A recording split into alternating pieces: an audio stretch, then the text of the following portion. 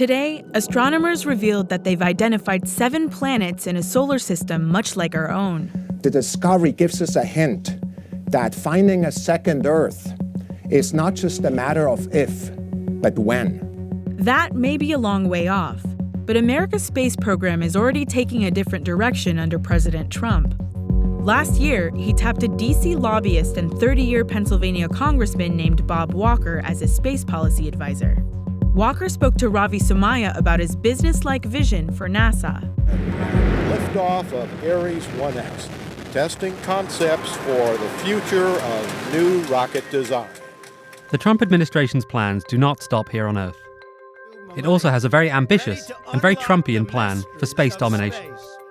It was designed by Bob Walker, who previously chaired a presidential commission on the future of the aerospace industry for George W. Bush. Well, what we envision is that NASA would move toward a mission that is deep space oriented, the moon and beyond, if you will. First of all, putting robots on the moon that would do some exploratory kinds of mining, and later on would put humans there as kind of a permanent colony. There are commercial companies who believe that there are valuable resources on the moon that can be mined and be brought back to Earth profitably. One of the most valuable things that you can get from the moon is helium-3, and that is a product that can be used to make nuclear fusion reactors more effective. NASA would be really focused on Mars under the program that we have.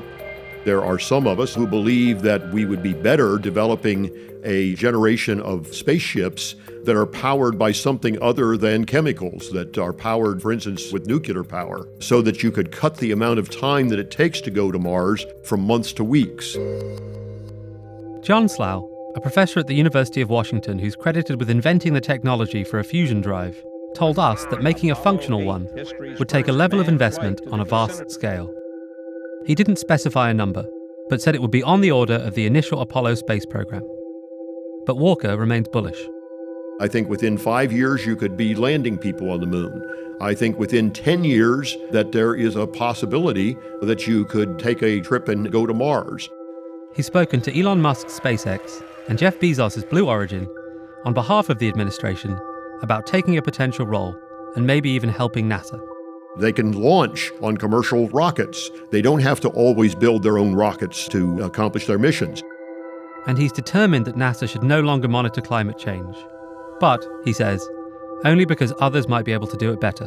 We suggested that the climate science might be moved to another agency such as NOAA. The overall plan is to use the existing space budget combined with money washing around the commercial sector. It relies on that classic political budgeting tactic, increased efficiency. But the priority remains simple. Our moon program provided us with an impetus going forward that was absolutely remarkable. It also means that we're developing technologies that are brand new technologies, that we're developing ways of doing things that are brand new. That allows us to lead the world, not only scientifically and technologically, but allows us to lead the world economically.